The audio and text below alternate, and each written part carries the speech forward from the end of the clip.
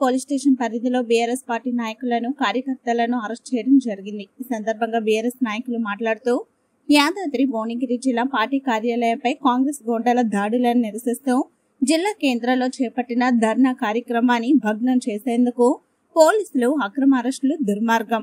Police బలం ఉపయోగించి ప్రతిపక్షాలను అణిచివేయాలని చూడటం అప్రజాస్వామికం అంటూ నాగోల్ బీఆర్ఎస్ నాయకులు పేర్కొన్నారు. ఈ కార్యక్రమంలో నాగోల్ డివిజన్ టీఆర్ఎస్ నాయకులు, నాగోల్ డివిజన్ టీఆర్ఎస్ పార్టీ అధ్యక్షులు తూర్పాటి చిరంజీవి, మాజీ అధ్యక్షులు సతీష్ యాదవ్, నాగోల్ డివిజన్ మహిళా అధ్యక్షురాలు పల్లా శిల్పారెడ్డి, శ్యామ్ సుందర్రెడ్డి, వెంకటరెడ్డి, జగన్మోహన్ రెడ్డి, శివకృష్ణ, పోరండ్ల కౌశిక్, సామల యాదగిరి, శంకర్, దామోదర్ తదితరులు పాల్గొన్నారు. నేను నా పేరు పాషం దామోదర్. నేను పెద్దమ్మపేట మున్సిపాలిటీ ప్రధాన కార్యదర్శిని. నేను ఈరోజు మా నాగోల్ డివిజన్ టీఆర్ఎస్ పార్టీ కుటుంబ సభ్యులతో కలిసి ఈరోజు నాగోల్ పిఎస్ లో మేము తెల్లవారుజామున మా ఇంటికాడ మేము ఉంటే అందరూ ఏకదాటిగా పోలీసులు వచ్చి మమ్మల్ని అరెస్ట్ చేసుకొచ్చి పోలీస్ స్టేషన్ లో నిర్బంధించారు. ఇది కాంగ్రెస్ పార్టీ యొక్క పిరికిపందల చర్య. మీకు దమ్ముంటే, మీకు ధైర్యం ఉంటే పబ్లిక్ లోకి వెళ్లి 6 గ్యారంటీలు అమలు చేసినాకనే మా ఇంటికి ముట్టడించండి, మేము కొద్దిగా స్వాగతిస్తాము. అక్కడ నిన్న భువనగిరిలో చేసిన సంఘటనకి అందరూ బీఆర్ఎస్ కార్యకర్త కోపంతో చాలా రగిలిపోతున్నారు. మేము ఒకవేళ మీ పార్టీ కార్యం ముట్టడిస్తే ఎవరు మిగిలేరు, మీ కాంగ్రెస్ పార్టీ అనే నాయకులే మిగిలేరు.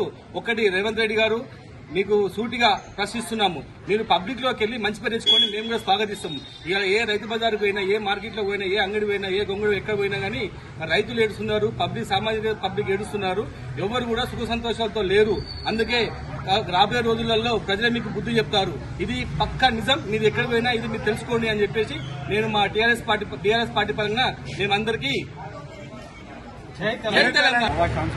తెలంగాణ ఉద్యమకారులు నిన్న యాదాద్రి భువనగిరి జిల్లాలో గత ప్రభుత్వం మేనిఫెస్టోలో పెట్టినటువంటి విషయాల మీద ప్రజలకు తెలియజేయడం కోసం మా యాదాద్రి భువనగిరి జిల్లా అధ్యక్షుడు కంచెల కృష్ణారెడ్డి గారు మరియు మాజీ ఎమ్మెల్యే పైలా శేఖర్ రెడ్డి గారు భువనగిరి జిల్లా కార్యాలయంలో, యాదాద్రి భువనగిరి జిల్లా కార్యాలయంలో మీడియా సమావేశం నిర్వహించి ప్రజలకు కాంగ్రెస్ ప్రభుత్వం మేనిఫెస్టోలో పెట్టినటువంటి 15,000 రైతు బీమా ఇవ్వాలని చెప్పి, వాళ్ళు ఇస్తానని చెప్పి మేనిఫెస్టోలో పెట్టి హామీ ఇచ్చి గద్దెనెక్కినటువంటి కాంగ్రెస్ ప్రభుత్వం ఈ రోజు 12,000 ఇస్తాను అనడం వల్ల దాని మీద ప్రజలకు న్యాయం జరగాలని చెప్పి ఒక మీడియా సమావేశం నిర్వహించి నిలదీసినందుకు గాను కాంగ్రెస్ కార్యకర్తలు మరియు గూండాలు కలిసి మా బీఆర్ఎస్ యాదాద్రి భువనగిరి జిల్లా కార్యాలయాన్ని దగ్ధం చేయడం, అందులో ఉన్నటువంటి మా వర్కింగ్ ప్రెసిడెంట్ కేటీఆర్ గారి ఫోటోను పగలగొట్టడం, అంత దుర్మార్గపు చర్యకు పాల్పడి ప్రజలకు ఇచ్చిన హామీని నిలబెట్టుకోలేక ఎదిరించిన వాళ్ళ మీద దాడులకు జరగడం కాంగ్రెస్ ప్రభుత్వ నిర్లక్ష్య వైఖరికి, వాళ్ళ చేతగానితనానికి నిదర్శనం.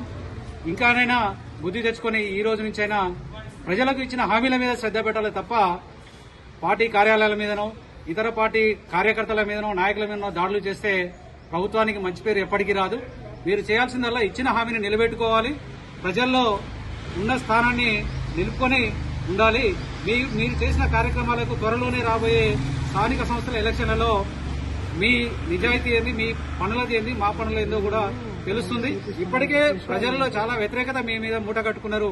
ఇకనైనా బుద్ధి తెచ్చుకొని ప్రజలకు ఏం కావాలో ఆలోచించి ప్రజలకు ఇచ్చిన హామీలు నిలబెట్టాలని కోరుకుంటూ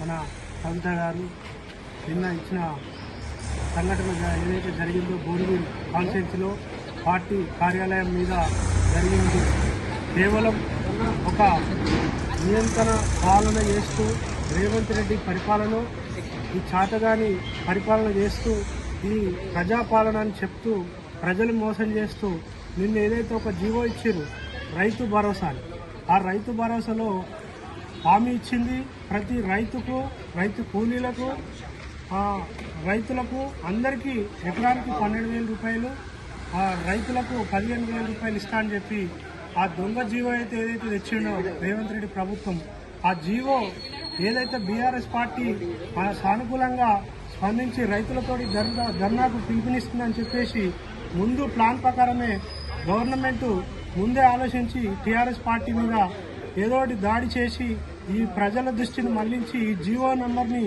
ఇది వ్యతిరేకిస్తుంది ఎట్లాగో టీఆర్ఎస్ పార్టీ అని చెప్పేసి ఆ జీవోను దృష్టి మళ్లించడానికే ఈ దాడి సృష్టించి, ఈ దాడి కారణం వెనుక కేవలం రేవంత్ రెడ్డి ప్రభుత్వం, ఈ జీవో వెనుక ఈ రెండు ఈ జీవో ద్వారా ప్రభుత్వాన్ని రైతులను ఏకతాటి తెచ్చి ఒక రైతు ధర్నా చేస్తారని చెప్పేసి కావాలని చెప్పే రైతులు మన బీఆర్ఎస్ పార్టీకి అండగా ఉన్నారని చెప్పేసి వీళ్ళు ఈ జీవో ద్వారా ధర్నా చేస్తారని చెప్పేసి ముందుగానే బీఆర్ఎస్ పార్టీని ఏదైనా ధ్వంసం చేసి వాళ్ళని కేసులలో ఇరికించి వాళ్ళని ఏదైనా ఇబ్బందులు పెడితే ఈ భయభ్రాంతులకు గురి చేస్తూ ఇబ్బందులు పెడితే ఈ జీవోను ఇబ్బందులు లేకుండా మాది పాస్ అయిపోతుంది, ప్రతి రైతులకు మేము ఇస్తామని చెప్పేసి మోసం చేస్తూ కేవలం కొద్ది రైతుల మాత్రమే గ్రామాల ప్రాంతానికి కొద్ది రైతులకే ఇస్తారు. కాబట్టి ఈ జీవో ఈ 2-3 రోజులలో వస్తుంది.